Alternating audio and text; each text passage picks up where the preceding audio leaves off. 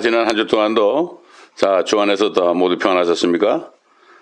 정말 우리는 지금 마지막 때에 살고 있습니다.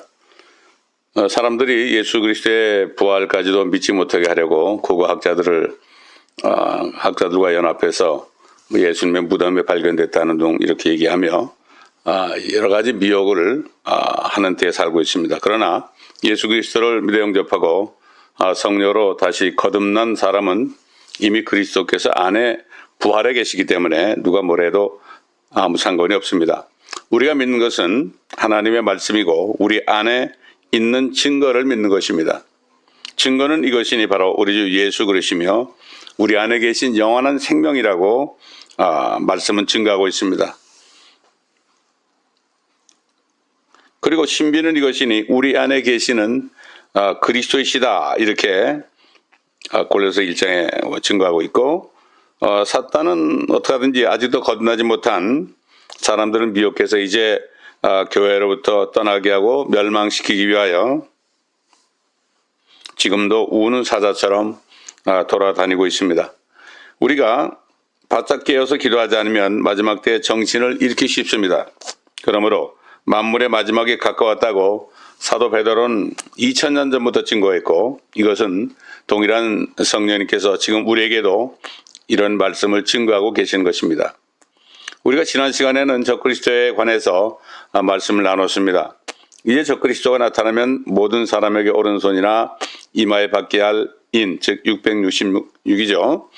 이런 칩이 다 준비가 됐다고 지난번에 말씀드렸습니다. 정말 지금은 깨어서 기도할 때입니다. 그래서 때에 따른 양식을 나눠줄 자가 누구냐 이렇게 예수님께서 말씀하셨습니다.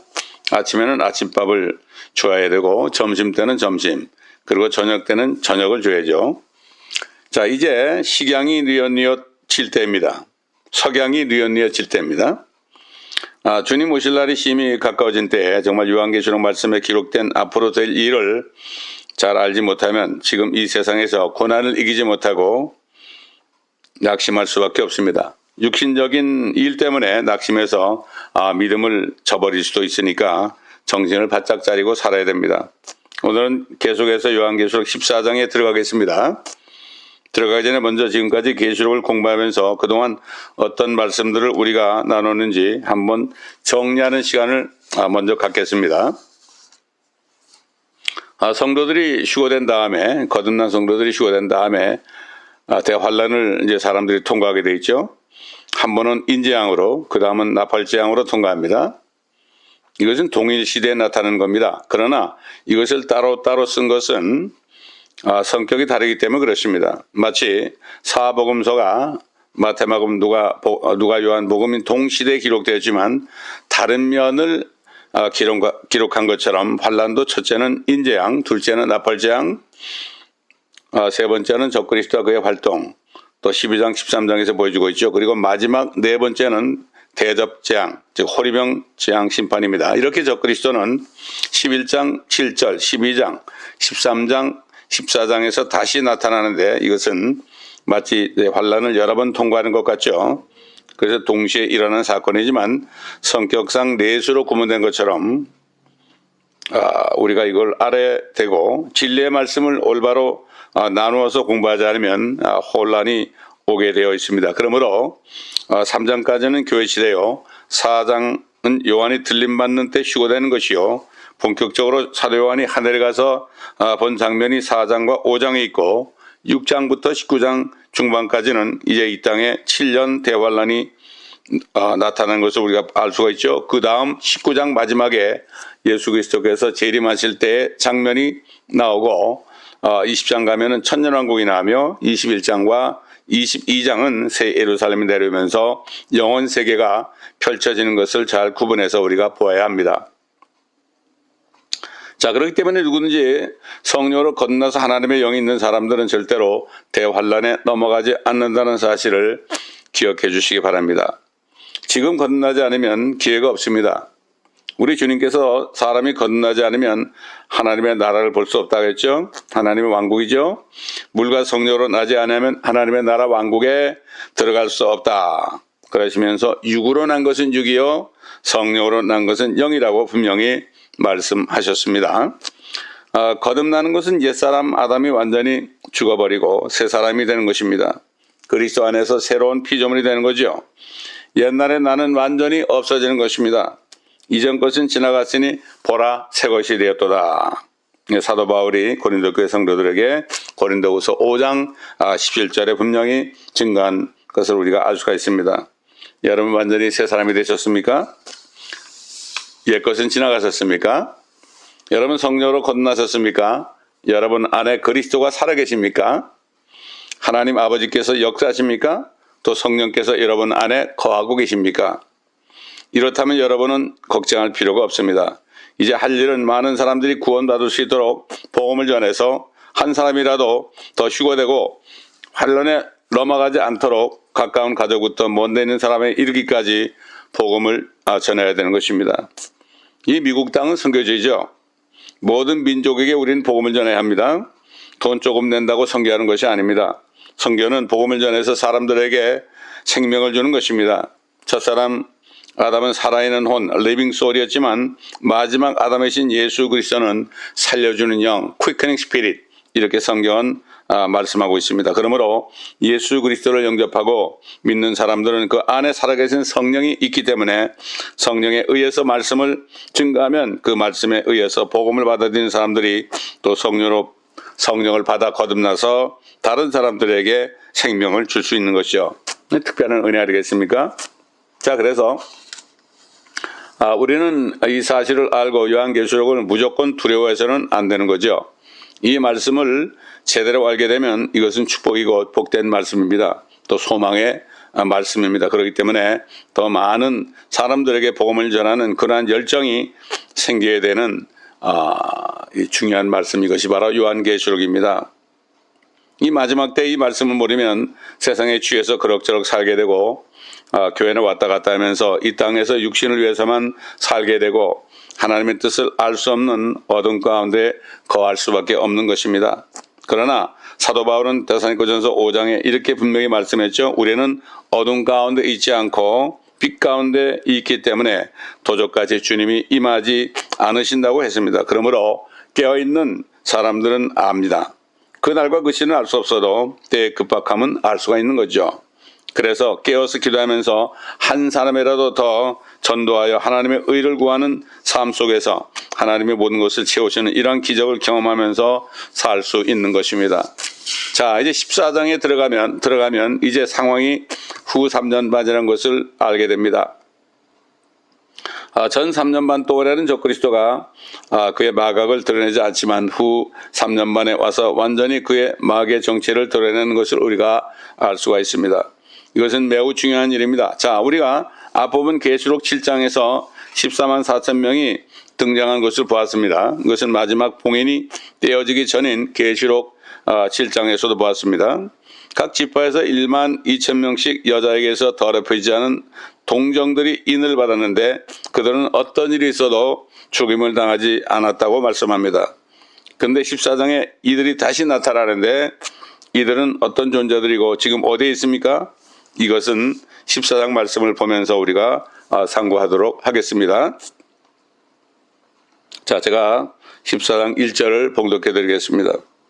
또 내가 쳐다보니 보라, 어린 양이 시온산 위에 서 있고 그와 함께 14만 4천 명이 있는데 그들의 이마에는 그의 아버지의 이름이 쓰여 있더라. 이들은 영적인 유대인이 아닙니다. 또 크리스찬도 아닙니다. 여호와 증인들도 아닙니다. 이들은 12지파에서 나오는 할례받은 유대인이라는 것을 알아야 됩니다. 성경은 성경 그대로 믿어야 합니다. 자꾸 영적으로 풀어가지고 애매모호하게 만들면 오히려 혼미하게 됩니다. 이 무리들이 본문에서 이미 하늘에 올라가 있습니다. 이들은 땅에 살면서 인을 받고 죽임을 당하지 않는 환란 때 복음을 전파하는 자들이 되는 것이죠. 그런데 14장에서 이들이 하늘에 이미 올라가 있는 것을 우리가 봅니다. 어린 양이 시온산에 서 있고 이 시온산은 하늘에 있는 시온산입니다.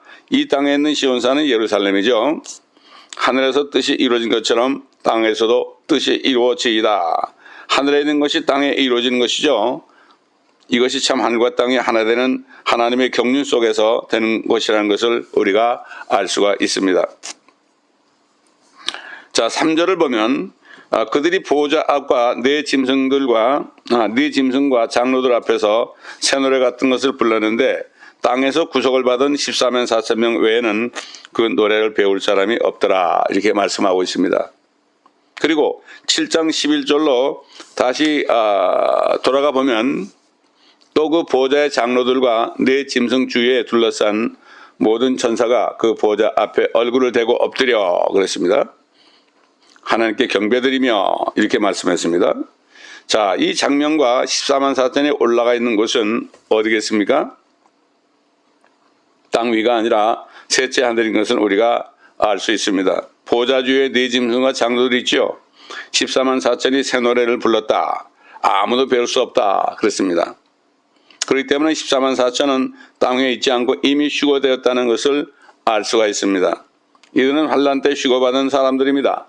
또 우리가 계시록 4장 10절로 다시 돌아가 보면 24 장로가 보좌에 앉으시어 영원무궁토록 살아계시는 분께 경배하며 그들의 면류관을 그 보좌 앞에 던지며 이렇게 말씀하고 있습니다.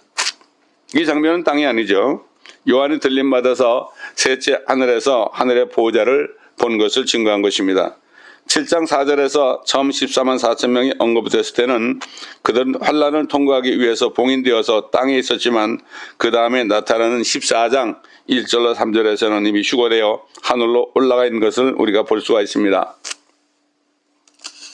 자, 14장 1절에 나와 있는 시온산은 교회와 관련이 없습니다. 이것은 한국의 에베레스트 산이 없다는 것과 같은 말이죠.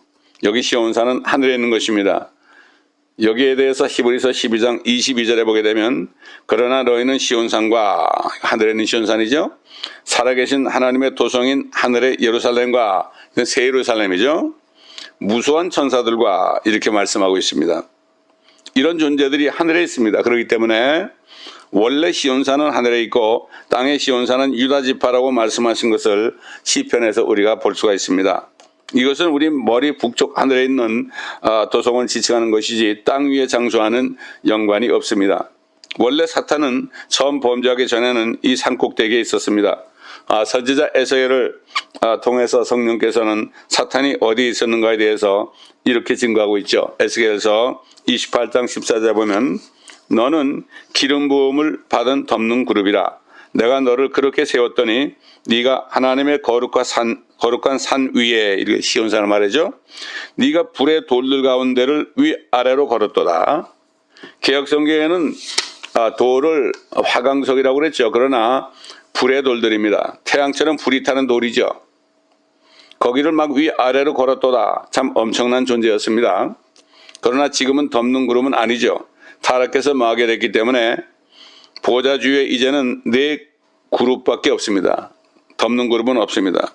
그래서 이 덮는 그룹이 타락한 것을 알 수 있고, 이 덮는 그룹은 황소의 모습이라고 지난번 에스겔서를 통해서 제가 말씀드린 적이 있습니다.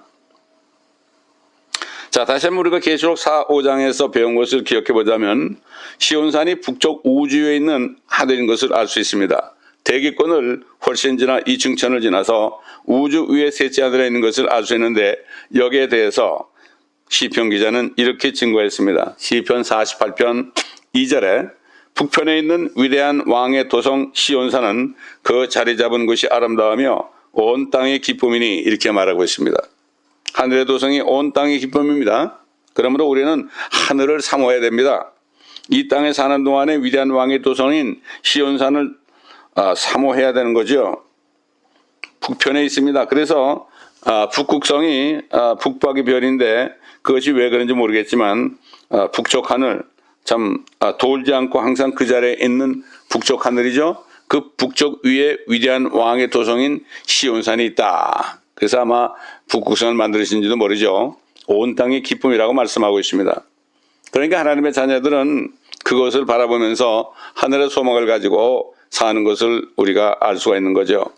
그래서 이것을 실질적이고 문자적이고 물리적인 지상에 있는 예루살렘이 아닙니다. 이것은 계시록에 나오는 바로 시온산인데 시편 48편에서는 북쪽에 있음을 말씀하고 있고, 이사야서 14장 13절에서는 북쪽의 혹성들과 별자리들을 훨씬 넘어서 있음을 또 말씀하고 있습니다. 많은 사람들은 하나님의 말씀을 공부하지 않아도 하나님이 자기에게 책임을 묻지 않으실 거라고 생각합니다. 이것이 로마 가톨릭 신자들의 전형적인 모습입니다. 모른다고 해서 해결되는 것이 아닙니다. 하나님의 말씀은 이미 계시해 주셨기 때문에 이 말씀을 내가 몰라서 못했다 이렇게 말해도 아무 소용이 없습니다. 예를 들어서 우리가 미국에 살면서 고통법규를 위반했습니다. 경찰이 와가지고 경례 붙이면서 당신은 위법을 했으니까 운전면허증을 내달라고 이렇게 하길 때 나는 몰랐습니다. 나는 이런 법을 몰랐습니다. 그렇게 해도 경찰관은 웃으면서 티켓을 발부하죠. 법에 있으니까 하나님의 말씀은 공포된 지 이미 수천 년 전이 지났습니다. 수천 년이 지났죠. 하나님의 법은요. 그렇기 때문에 누구라도 나는 말씀을 몰랐습니다라고 말할 수가 없고 나는 하나님을 몰랐습니다. 아무도 핑계할 수가 없습니다. 심지어는 모든 자연 천하 만물을 보면서도 하나님의 살아계심을 알 수 있다고 했는데 어떻게 성경에 기록된 하나님의 말씀이 있는데도 내가 읽지 않고 공부하지 않았기 때문에 몰랐습니다라고 얘기할 수 있겠습니까? 로마서 보면 아무도 핑계하지 못한다고 그랬습니다. 이건 이런 사람들은 말이죠. 세상에서 시험 볼 때요. 학교 시험 볼 때 나는 몰라요. 아무것도 몰랐어요. 그러니까 그냥 100점 주세요. 이렇게 선생님에게 말하는 것과 같은 얘기죠. 당연히 공부를 해야죠. 그래서 학교 다니는 것 아니겠습니까? 학교 다니면 공부를 하죠. 왜 교회 다닙니까? 하나님의 말씀을 공부하려고 다니는 거지 놀고 교제하고 사업하려고 심지어 여자를 사귀려고 연애하려고 결혼하려고 다니는 것도 아니죠. 교회는 하나님의 말씀을 공부하러 가는 것입니다. 주님께서 요한복음 5장 39절에 이렇게 말씀하셨죠. 하나님의 말씀을 상고하라. 자세히 공부하라 이런 얘기죠. 너희가 성경에서 영생이 있다고 생각하미니 그 성경은 나에 관하여 증거하고 있습니다. 하나님의 말씀을 상고하지 않으면 안 됩니다. 그렇지 않고서는 말씀 안에 생명이 있는 것을 알지 못한다 그랬습니다. 말씀을 공부하자면 예수 그리스도가 누구신지 모릅니다. 누구신지도 모르게 믿는다고 고백하겠습니까? 나더러 주여 주여 하는 자마다 다 하늘나라에 들어갈 수 없다는 건 그 얘기죠 바로. 그렇습니다. 하나님께서는 우리가 아무리 모른다 그래도 성경 말씀에 있는 모든 것에 관해서 우리에게 책임을 물으실 것입니다. 그래서 주님이 그러셨죠. 사람이 빵으로만 살 것이 아니요 하나님의 입에서 나오는 모든 말씀으로 산다. 자, 이제는 밥만 드시지 마시고 하나님의 말씀을 먹고 주님의 보혈을 마시고 깨끗함을 받음으로 성령의 기름 부음을 받아야 합니다. 그렇기 때문에 우리는 다른 건 몰라도 하나님의 말씀에 대해서는 정말 박사가 되어야 합니다. 그래서 주님은 성경을 상고하라고 말씀했습니다. 그리고 디모데후서 2장 15절에는 어떻게 공부를 하는가에 대해서 성경을 어떤 식으로 공부해야 되는가 여기에 대해서 분명히 우리에게 말씀하고 있습니다. 사도 바울이 목회자 디모데에게 이렇게 얘기했죠. 네가 진리의 말씀을 올바로 나누어 rightly divide 그랬죠. 하나님 앞에 부끄럽지 않은 일꾼으로 인정받도록 공부하라. 올바로 나눠서 공부하지 않으면 유대인과 이방인과 하나님의 교회의 말씀을 시대적인 말씀을 올바로 나누어 공부하지 않으면 부끄러운 일꾼이 된다는 거죠. 사람들이 요한계시록 말씀이 어렵다. 또 너무 무서운 말씀이다. 이렇게 말하죠. 왜 그렇죠? 지금 성령으로 거듭난 사람들에게는 두려울 게 없는 말씀이죠. 대환란에 나타나는 엄청난 현상, 심판의 잔혹한 모습, 적그리스도의 모습, 인류의 반 정도가 죽어나가는 것, 삼림의 3분의 1이 다 불타버리고 또 바다의 3분의 1이 피가 되는 것, 이러한 전후무한 엄청난 재앙을 보니까 두려울 수밖에 없죠. 그러나 이것은 말씀을 잘 나누어 공부하는 사람은 알겠지만 성도들이 거듭난 하나님의 자녀들이 휴거되고 난 후에 일어날 일들입니다. 우리가 휴거리 하늘에 있을 때 일어날 일이기 때문에 두려워할 것이 전혀 없습니다. 그러나 예수 믿지 않는 유대인들이나 이방인들 또 거듭나지 않은 그리스도인들은 다 넘어가게 돼 있죠. 그런 분들에게는 무서울 겁니다.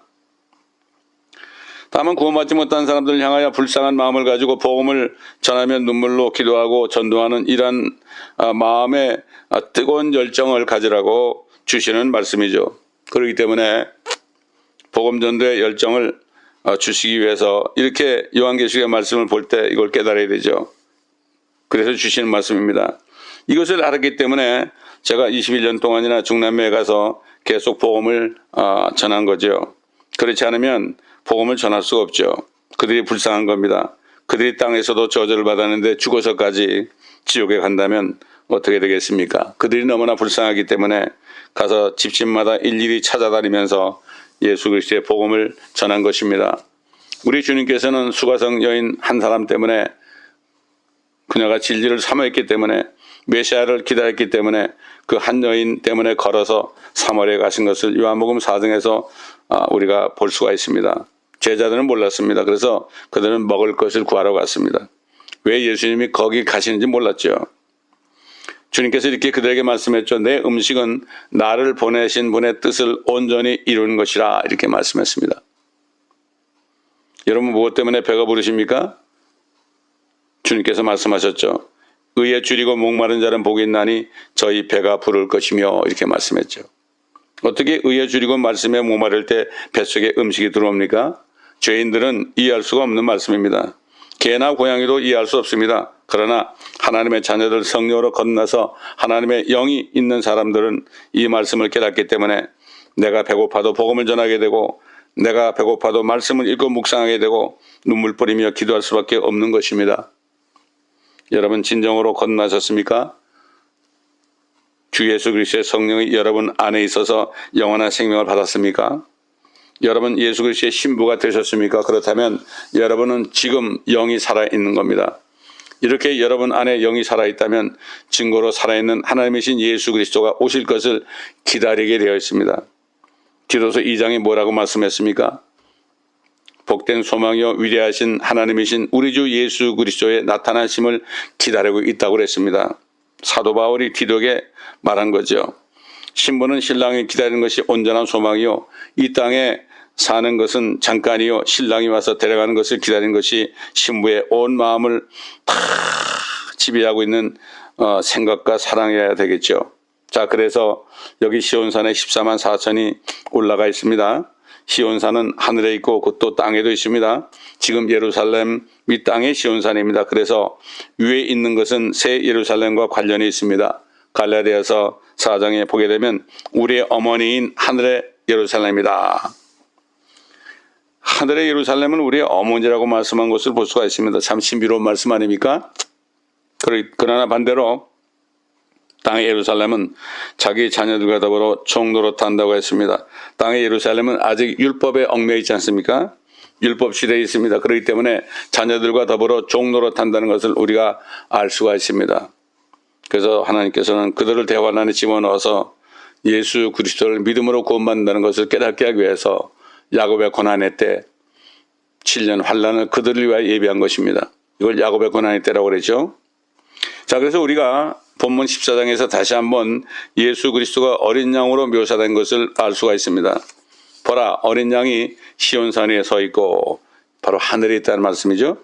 그와 함께 14만 4천 명이 있는데 그들의 이마에는 그의 아버지의 이름이 쓰여 있더라. 바로 예수님을 어린 양으로 말했습니다. 사도 요한이 본 것처럼 일찍 당한 것 같았던 어린 양으로 보였습니다. 세상 죄를 제거하는 하나님의 어린 양으로 보였던 것입니다. 이걸 통해서 주님께서는 아직도 어린 양의 모습으로 모든 사람을 구원하기 위하여 아버지께 간구하시며 중보하시고 있다는 사실을 우리가 알아야 됩니다. 자, 그러면 계시록 14장 2절을 보겠습니다. 또 하늘에서 나는 소리를 들으니 많은 물소리와도 같고 큰 천둥 소리와도 같더라. 또 내가 하프 타는 자들의 하프 소리도 들었노라. 자, 하늘에서 그들은 하프라는 악기로 주님을 찬양합니다. 이 다윗 왕이 하프로 참 주님을 찬양했죠. 참 하프라는 악기가 참 소리가 아름답죠. 하늘에도 악기가 있는 겁니다. 참 하늘의 하프는 얼마나 아름답겠습니까? 하늘에서 나는 소리 많은 물소리와도 같고 천둥 소리와도 같은데 하프 타는 자들의 하프 소리도 들었노라. 참 이건 듣기 전에는 우리가 실감을 할 수가 없죠. 사도 바울이 셋째 하늘에 가서 보고 들은 것을 사람들에게는 말하는 것이 허락되지는 않았지만 사도 요한에게는 허락되어서 지금 우리에게 하늘에 있는 광경을 그대로 말씀해 주고 있는 것입니다. 무엇을 믿어야겠습니까? 고고학자의 말을 믿어야 할까요? 지금 부활해서 하늘에 올라간 사도 요한의 말을 믿어야 할까요? 마귀는 마지막 때 자기가 그리스도인 것을 가장하기 위하여 부활을 감추고 부인하기 위해서 온갖 획책을 다하는 것을 우리가 알아야 됩니다. 자, 요한계시록 14장 3절을 다시 보면 그들이 보좌 앞과 네 짐승과 장로들 앞에서 새 노래 같은 것을 불렀는데 땅에서 구속받은 14만 4천 명 외에는 그 노래를 배울 사람이 없더라. 이렇게 말씀합니다. 자, 이 무리는 참 특별한 무리죠. 이들은 여호와의 증인들이 아닙니다.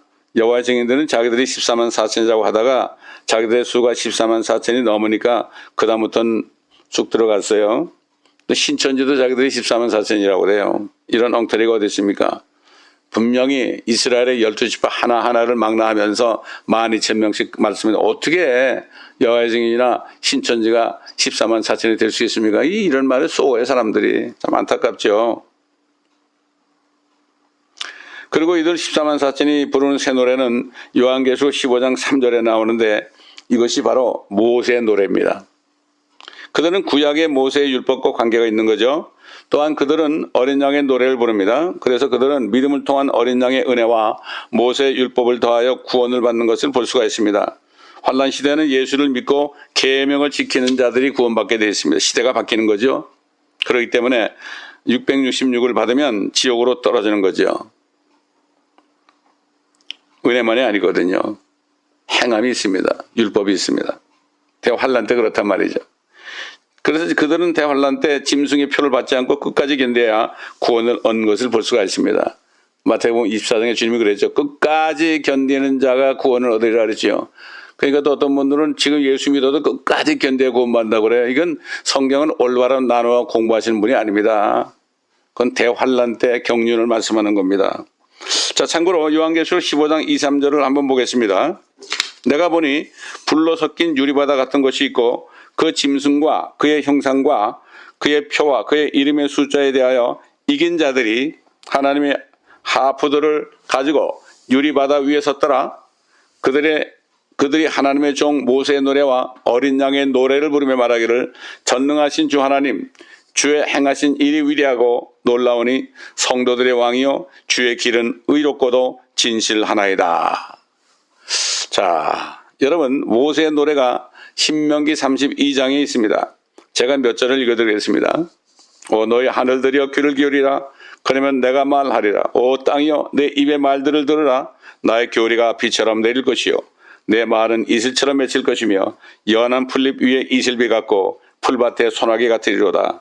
내가 주의 이름을 부르리니 너희는 위대함을 우리 하나님께 돌릴지어다. 그분은 반석이시며 그분의 역사는 완벽하나니 이는 그분의 모든 길이 공의이심이라. 그분은 진실하시고 악이 없으신 하나님이시며 의로우시고 정직하시도다. 그들은 자신들을 변절시켰으며 그들의 흠은 그의 자손들의 흠이 아니니라. 그들은 패역하고 삐뚤어진 세대로다. 오 어리석고 현명하지 못한 백성아 너희가 주께 이같이 보답하느냐? 그분은 너를 사신 아버지가 아니냐? 그분은 너를 지으시고 세우신 분이 아니냐? 옛날들을 기억하고 많은 세대의 연수를 생각하라. 네 아비에게 물어보면 그가 네게 보여줄 것이요 네 어른들에게 물어보면 그들이 네게 말해주리라. 지극히 높으신 분께서 민족들을 그들의 유업으로 나누셨을 때 그분께서 아담의 아들들을 분리시켰을 때 그분께서는 이스라엘 자손의 수에 따라 백성들의 경계를 정하셨으니 이는 주의 분깃은 그분의 백성이요 야곱은 그분의 유업의 몫임이라. 주께서 사막과 황폐하고 삭막한 광야에서 발견하셔서 그를 인도하시고 그를 가르치셔서 그분께서 그를 인도하시고 그를 자기의 눈동자처럼 지키셨도다. 마치 독수리 한 마리가 제 보금자를 휘젓고 자기 새끼들 위에 날개를 퍼덕이며 그 날개를 펴서 새끼들을 받아 자기 날개 위에 새끼들 없는 것 같이 주께서 홀로 그를 인도하셨으니 그와 함께한 이방신이 없었도다. 주께서 그로 땅의 높은 곳들을 타고 다니게 하셨으니 이는 그로 들의 소산을 먹게 하려 하심이라. 또 주께서는 그로 바위에서 꿀을 빨아먹게 하셨으며 단단한 바위에서 기름을 빨게 하셨고 소의 버터와 양의 젖과 어린 양들의 기름과 바산에서 기르는 순양들과 염소들과 기름진 미랄로 먹이셨으며 또 너는 포도의 순수한 피를 마셨도다. 제가 14절까지만 읽었습니다. 여러분이 신명기 32장 전체를 읽어보시면 이 말씀이 모세의 노래라는 것을 여러분 알 수 있으실 것입니다. 자, 우리 계시록 14장 12절을 보겠습니다. 여기에 성도들의 인내가 있으며 여기에 하나님의 계명들과 예수의 믿음을 지키는 자들이 있느니라. 대환란 때 얘기죠. 조금 전 말씀드린 대로 환란 때는 성도들의 인내가 있어야 되는데 이것은 하나님의 계명을 지키고 예수를 믿어야 하는 것입니다. 이것이 환란 시대의 교리죠. 그래서 모세의 노래에 있는 것처럼 하나님의 계명을 지키고 어린 양의 노래인 예수의 믿음을 지키는 것을 우리가 볼 수가 있는 것입니다. 그러나 지금은 은혜로 예수만 믿으면 구원받는데 이 시대의 구원을 놓치면 환란 때는 얼마나 힘들게 구원을 받게 되겠습니까? 그러니까 대부분 환란에 넘어가서는 인을 받게 될 수밖에 없고 그렇게 되면 지옥으로 떨어질 수밖에 없는 겁니다. 지금도 조금 더 어려면 양보를 하는데 그때 666을 안 받으면 굶어 죽게 되는데 끝까지 견디는 사람이 몇 명이 되겠습니까? 물론 숨기는 사람도 있죠. 그래서 우리가 우려하는 것입니다. 영혼들을 보면서 우려하는 것입니다. 구원받지 못한 사람들을 볼 때 우려하는 것입니다. 울면서 기도해야 되는 것입니다. 그래서 우리가 지금 전도를 해야 되는 것입니다. 그들이 몰라서 그렇게 되는 것입니다. 그래서 우리가 지금 가르쳐줘야 되는 겁니다. 그렇기 때문에 이 요한계시록의 말씀이 아주 중요한 것입니다. 그러므로 교회에서 이 요한계시록의 말씀을 가르쳐야 되는 거죠. 이 말씀을 교회에서 강의하지 않으면 교회 다니면서도 거듭나지 않은 사람들이 그냥 무방비 상태로 있다가 지옥으로 떨어지는 거죠. 그냥 교회에 와서 말로만 주여 주여 하는 사람은 천국에 못 들어간다고 말씀하셨죠. 말로만 그러는 것이 아니고 마음으로 믿어 의에 이루고 입으로 시인해야 된다고 말씀하고 있습니다. 마음으로 믿지 않으면서 형식상 시인하는 것은 소용이 없는 거죠. 너희들이 입술로 날 공경하지만 네 마음은 내게서 멀도다 그랬죠. 자, 요한계시록 12장 17절에도 이런 관련 말씀이 있습니다. 그러자 그 용이 여인에게 분노하여 여인의 씨 가운데 남은 자들, 이스라엘 백성의 남은 자들이죠. 즉 하나님의 계명들을 지키며 예수 그리스도의 증거를 가진 자들과 싸우려고 나가더라. 유대인 가운데서 정말 계명을 지키면서 예수 그리스도를 믿는 자들이 나타나죠. 여인의 씨는 유대인들입니다. 하나님의 계명들은 모세의 율법이나 모세의 노래죠. 예수 그리스도의 증거, 이것은 은혜로 어린 양의 피로 신약의 구원을 받은 것을 말씀하고 있죠. 참 대환란 때 휴거되지 못하고 이 땅에 남으면 마귀가 그냥 잡아먹으려고 달려들죠. 대환란에서 구원받은 비결은 믿음과 행위의 결합이지 믿음만이 아니라는 것을 선명하게 말씀을 통해서 알려주고 있습니다. 그러므로 지금 믿음으로 구원받지 못하면, 믿음으로 은혜로 구원받지 못하면 대환란에 넘어가서 엄청나게 고통받고 끝까지 견뎌야 하고 인을 받지 않아야 구원받는 사실을 반드시 기억해야 하는 것입니다. 야고보서 1장에서도 이 같은 사실을 알려주고 있죠. 야고보서는 이스라엘 12지파에게 한 편지입니다. 여러분, 이스라엘의 12지파에게 한 편지예요. 교회에게 한 편지가 아닙니다.